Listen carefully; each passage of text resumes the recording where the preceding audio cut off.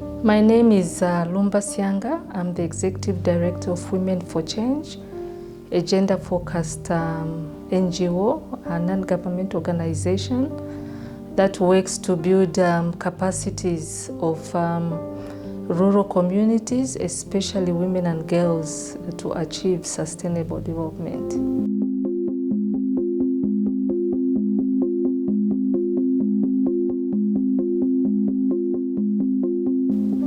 Women for Change was born out of a women's development program that was being implemented under NGOZA, that is the Canadian Universities Services Overseas. It was a Canadian program where they were helping to bring women out of poverty by teaching them various skills in terms of income generating activities such as basket weaving and other skills that they could use to earn money. So that project was being implemented in 3 provinces of Zambia: in Northwestern Province, Western Province, Southern Province, and then later on Central Province. But towards the end of 1990s, because of the unrest around moving from one-party state to multi-party, they felt uncomfortable and with the whole situation that was going on, and they decided to close the program in Zambia that was helping women. So that's when women that were linked to that program, that was NGOZA. Some of them were members of staff, some of them were board members of NGOZA, came together and said, okay, the Canadians are leaving, but the people they were targeting were women, the Zambian women. So let's create an organization that will carry on from this work, great work that was being done by the Canadians. So that's how Women for Change was established in 1991. So this year we are clocking 30 years, and it was officially registered as a non-government organization to be operating in Zambia on 6th October 1992. And yeah, we've been in existence from then on.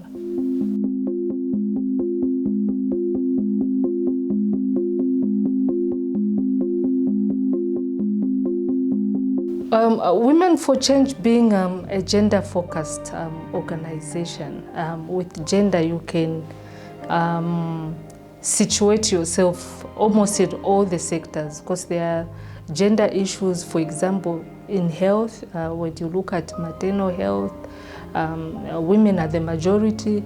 There are a lot of gender issues in education, especially in relation to girls' education, and the fact that women are the majority people that don't really complete their education. When it comes to literacy levels, they are very, very low among women.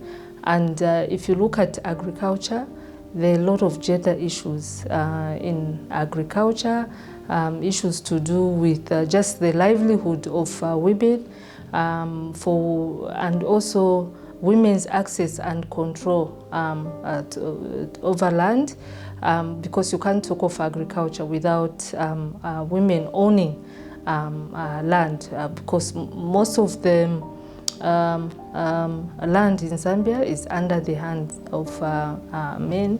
Women, the majority of them just have access, and they are just told to use the land, but may not have the full ownership.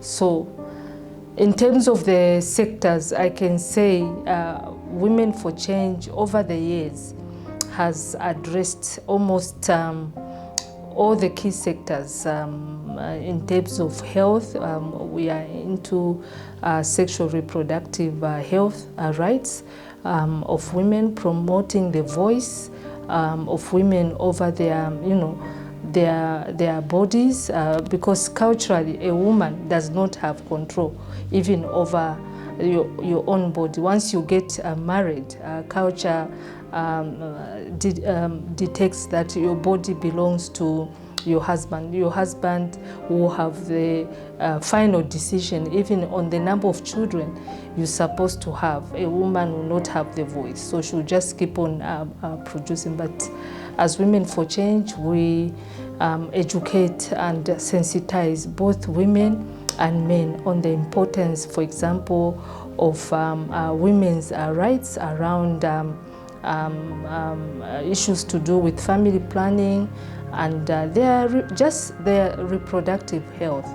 And when it comes to education, Women for Change has been advocating for equality in education, especially issues to do with girls' education.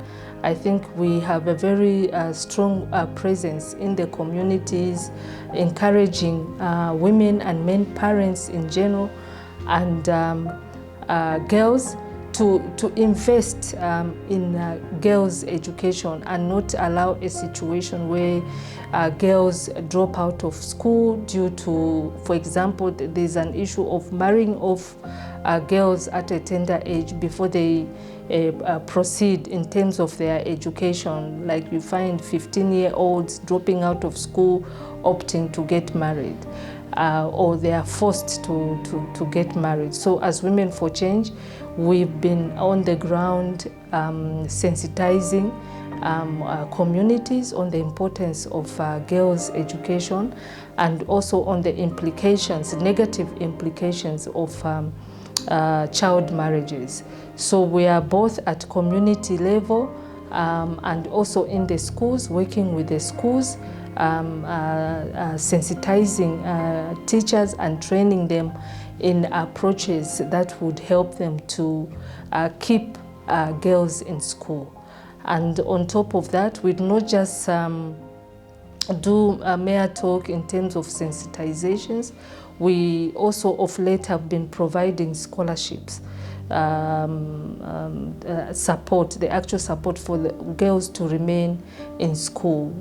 Like recently in Mumbwa, we are supporting about 33 girls and 11 boys, because we recognize that even boys have certain challenges that keep them out of school, like those who come from very poor families.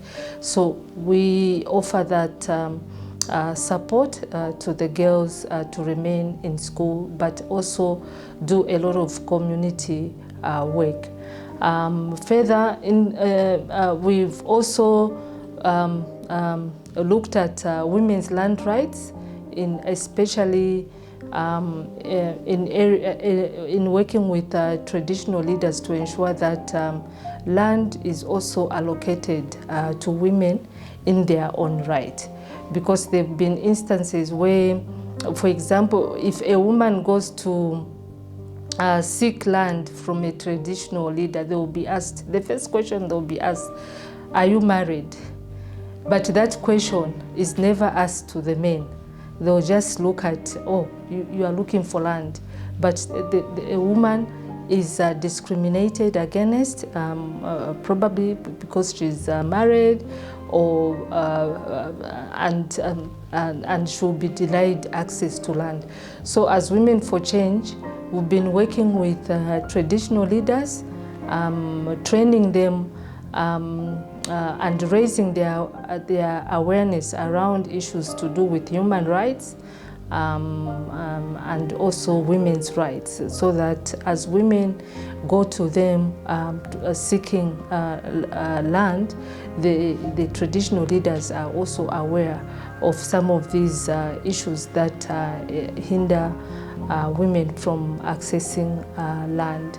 So I can say that we've done quite a lot in most of these sectors, The other issue we've been looking at of late is women's leadership, because you can't talk of even a woman going to access land, for example, at the Ministry of Lands, or approaching a traditional leader. They need certain skills in terms of leadership. How do they participate in the development of their communities?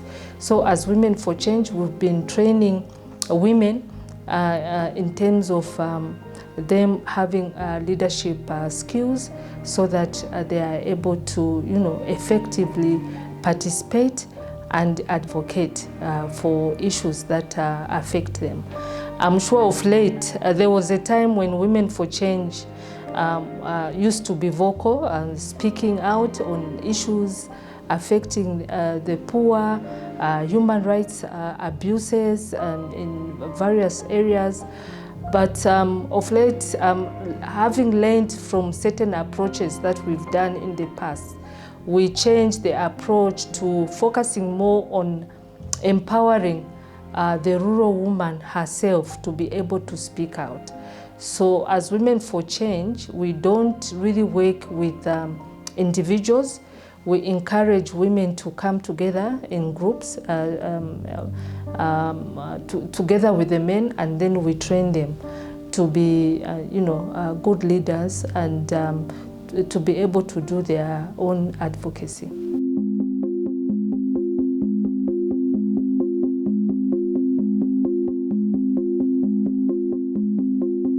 Okay, I've already talked to some of them.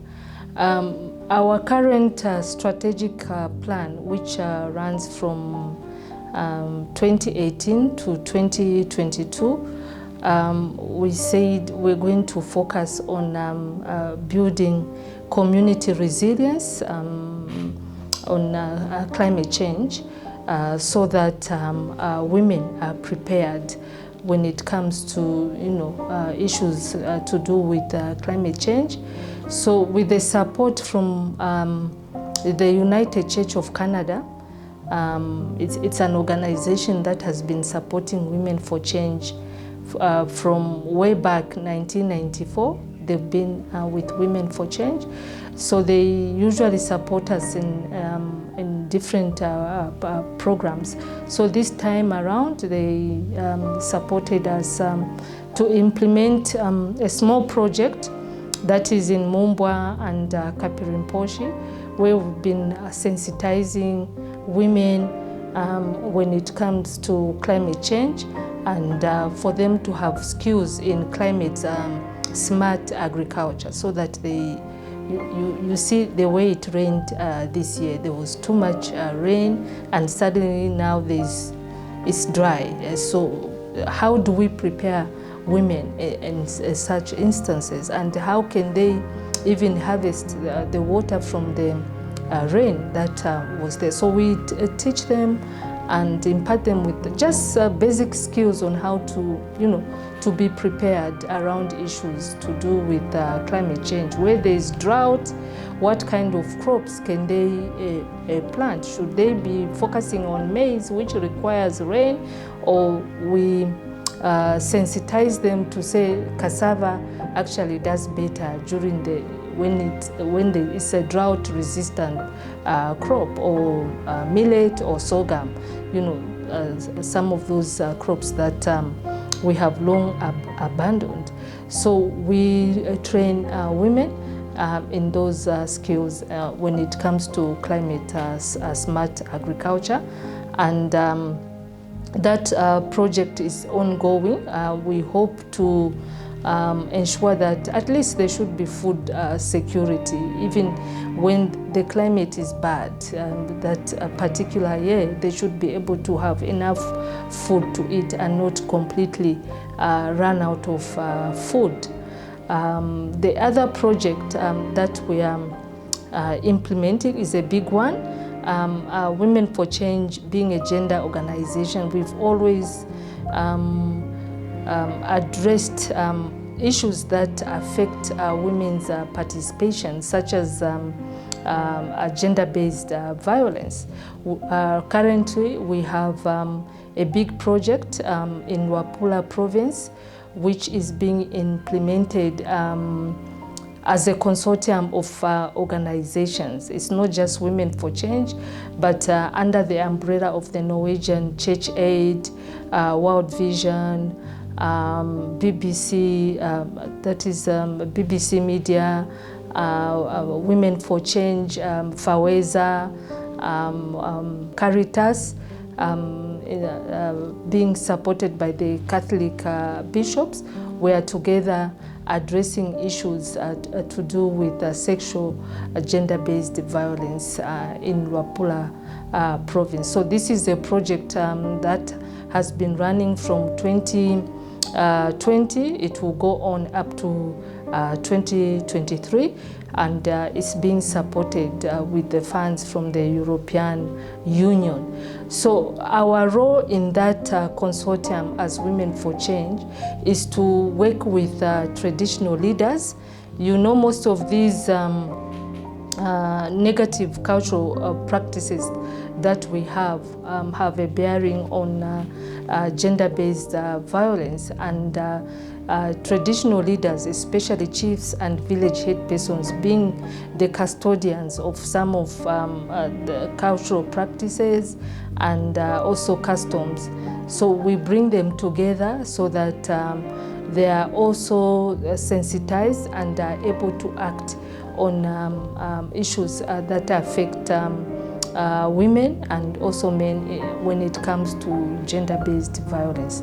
So this is a big project, and again we are supported by UNDP, that is the United Nations Development Program, in other areas such as Eastern Province, where we've been implementing also a project to do with a community response, where we are empowering communities to be able to respond to gender-based violence in their areas. So we've trained community members to act on gender-based violence. If they hear that someone has been beaten by their husband or by their wife or raped, so the community doesn't have to wait for police to take action, but they will be able to move in and take that victim to the hospital and report the perpetrator to police. So we've been doing that for a long time, and we've seen that there's been a good response from the communities in terms of reporting cases of gender-based violence, and also just communities themselves being alert and act on issues that affect them. The other project that we are implementing, we are implementing in Southern Province, is on building women's leadership for improved service delivery, where we bring together government workers in areas, for example, in agriculture, and the community, where they sit together and just look at what are the issues affecting our community in this area of, it can be agriculture, it can be issues to do with health, and they come up with scorecards where they rate each other in terms of community. They agree on issues that they are going to do, and the government department will also agree on issues that they are going to act on, and they follow up on each other. So this is a good way of ensuring improved service delivery, and also building trust between communities and government departments, so that they work together. No one is accusing the other of not doing, but you are able to track and understand those challenges which either the community is facing in implementing or government is also facing challenges. So they will be able to be that kind of understanding. So this is more of a social accountability tool that we are using for improved service delivery, and in this area we are being supported by Diakonia, which also in turn gets the funding from the Swedish government. And the other project we've been working on is around to do with promoting children's rights, especially in education. And unfortunately, this project came to an end, and we are just doing an evaluation right now, where we're raising awareness around children's rights in Mumbwa and Kapirimposhi. But in the past, we've also worked in Sinda, in about 5 schools, and also in Kapirimposhi, we also did some project around raising children's rights, especially in education. Though currently, I think I've talked about the scholarships that we are providing to 33 girls and 11 boys in Mumbwa district. So that's a project on its own, and we hope that these children that we are supporting from grade 10, we see them through up to grade 12, so that we are able to, ensure that they remain in school and support them at school level, and we'll also be working in the communities where they come from, because these challenges of education, they're not just at school level, but you find when they get back home, there's pressure from parents and communities for them to do other things. So we'll be working at community and school level up to the time they complete their education. With this project, we are being supported by the United Church of Canada through the United Church Women. It's the women from the United Church of Canada that are particularly interested in supporting girls to remain in school. So I think basically those, and we have another project in relation to women's economic empowerment, because you cannot just talk of women's leadership and gender-based violence without addressing issues to do with women's economic empowerment. With this project, we are being supported by We Effect. We Effect is a Swedish organization, and we are also working in a consortium of about 4 to 5 organizations, including HEFA International, Zambia Land Alliance, and We Effect itself, in addressing social norms that hinder women's economic empowerment. That's the part that Women for Change will be addressing in this project. And then on the same level, we are also implementing another project in Luapula to do with economic empowerment of women, supported by the Norwegian Church Aid, where we are looking at social norms that hinder women from economically doing well. Like there are a lot of cultural practices that hinder women's participation.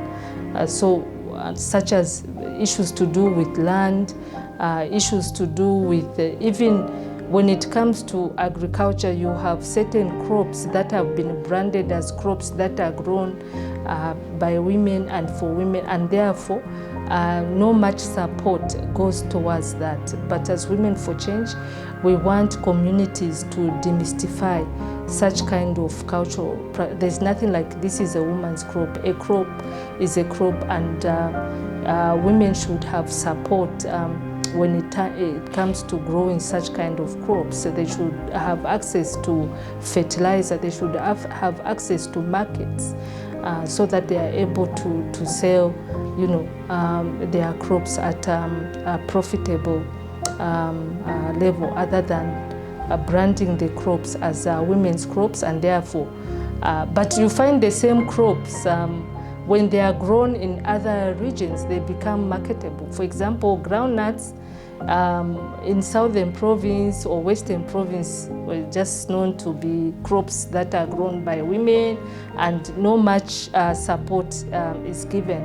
But if you go to Eastern, the same crop is dominated by men because it has market and there's money in groundnuts.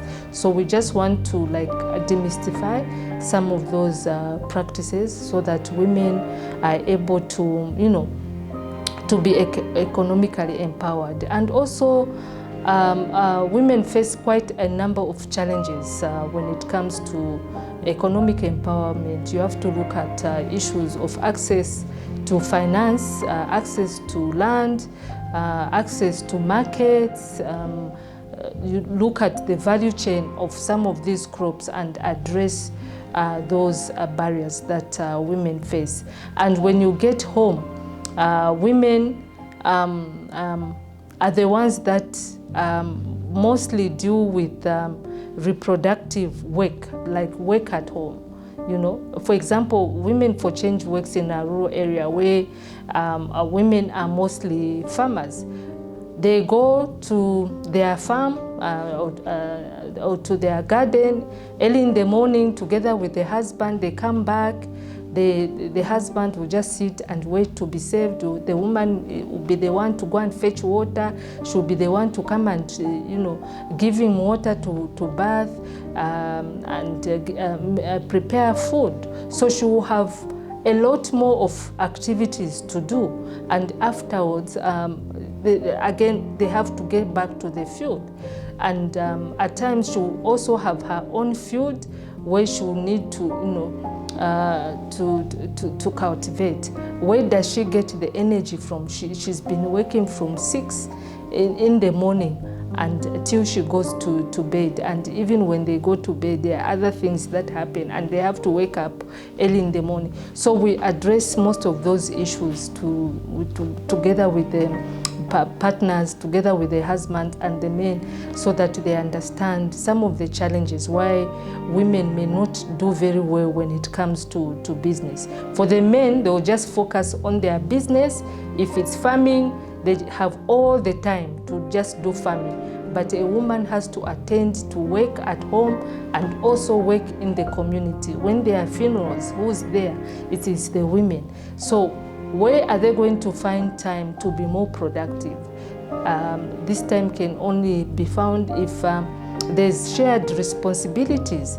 So as Women for Change, being a gender-focused organization, I think we raise a lot of awareness around these gender issues to do with the triple role burden of work that women face in the community, at home, and in the country. You know, that's why we have very few women participating in politics because of some of these barriers. We have very few women that are in business, and even if they are there, how productive are they? You know, so we need to address these challenges.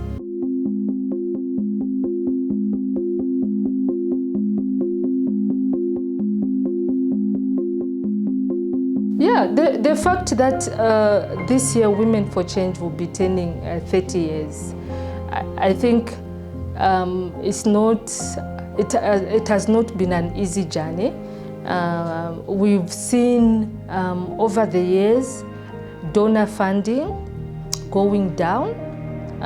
Like the past 20 years, 10 years have been bad for NGOs, and not only in Zambia. I think there's been reduced funding. When Women for Change started, like in 1991, 1992, there was a lot of donor will where, you know, all you needed to do was to write a letter to say we need money to implement this activity, and that money will come and you implement. But over the years, things changed. Now you have to compete because there are so many NGOs, you have to compete for the little resources that are there, and at times you don't even know where you are going to get money to pay staff salaries, because like you said, you asked about projects. We are implementing projects now, and each project comes with its own budget, and meaning that you cannot just employ people anyhow, like, oh, we want to have 10 staff like it used to be in the past when we're being institutionally supported, where donors would just give you, they look at your budget and they give according to that budget. But now they give specific activities, and if it's staff, they will even say, oh, we are not going to support other members of staff. We just going to support one member of staff who will be implementing our budget. So what happens to the positions like executive director, where you are not implementing a direct budget project? What happens to people helping clean the office, the support staff, people in finance? So it is a surprising, but somehow as Women for Change, we've managed to go around that. Now we are able to keep staff that we can manage to pay without incurring debt, and be able to work and deliver the projects. And I think most of the partners that we work with are very supportive of our work because of the approach that Women for Change has, because we work directly in the community with vulnerable people. If you go to Kapiriposhi at the Boma and ask about Women for Change, they'll say, oh, no, we don't know Women for Change, because we are not at the Boma, we are not at town level. You have to go in the village. That's where you find the groups. And over the years, as Women for Change, we've supported the creation of over 1,200 groups in the 5 provinces.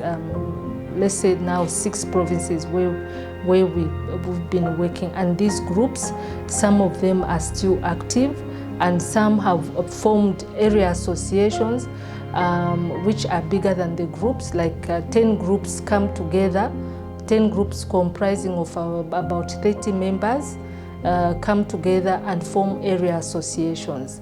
So over the years, we've worked with about 200 area associations, of which some are registered with the Registrar of Societies as community-based organizations in their own right, and they are able to link themselves to other organizations. We have some like Mangango Area Association, Wafwano, Likumbi. There are so many that are affiliated, for example, to the Non-Governmental Coordinating Council, NGOZA. They are members. Some are members of the Zambia Land Alliance.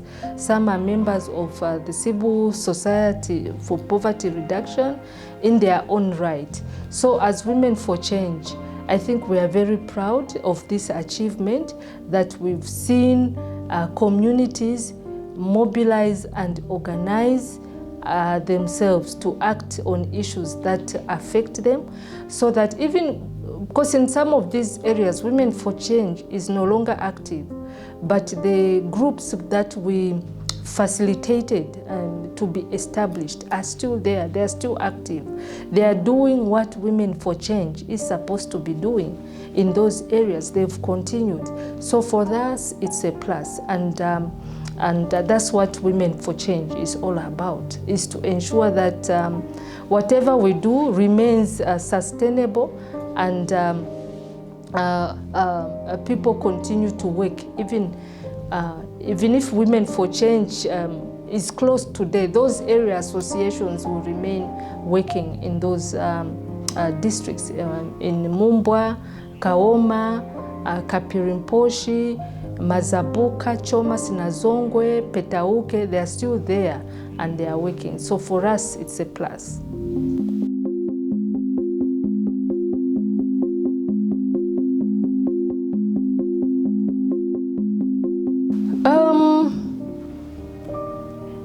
Our dream as women for change is to build organizations that will be able to sustain themselves. And as Women for Change, we've said we are not always going to work in the community, but we will build capacities of organizations to be able to work in the community. So in terms of community presence, we've been withdrawing bit by bit, whereby we are building the community structures to be able. We are building smaller organizations that are like Women for Change to continue. So that probably in future we take up another role. We have acquired land in Chongwe, and our dream is to build an institute for gender knowledge there, where women will be going to be trained. We are already doing the soft part of it, but the hardware part of it, where women will be going for training, various trainings to acquire different skills. So I think that's our dream, to have an institute and probably have a university in future, that will be focusing on development and gender work, where people can gain skills in this area, in terms of what Women for Change has been able to do. So we want to continue sharing our knowledge through research and training. Just to encourage women out there, never to limit oneself in terms of what you are able to do, because women have all the necessary skills and knowledge. It is just the startup that women organizations like Women for Change are able to trigger. But we know that women, when given the opportunity, women, when are trained, they are able to do a lot more. And women support each other, and there's a belief out there that women don't support each other. That's just a myth to discourage women. Women have for a long time thrived on solidarity of each other. In the villages, when there's a funeral, it is the women that lean towards a fellow woman. Look at the number of organizations that are in Zambia. I think women's organizations are top when it comes to supporting each other. So we should focus on the positives as women and continue to support and rally behind other women as we go towards, for example, the 2021 elections in Zambia. Thank you.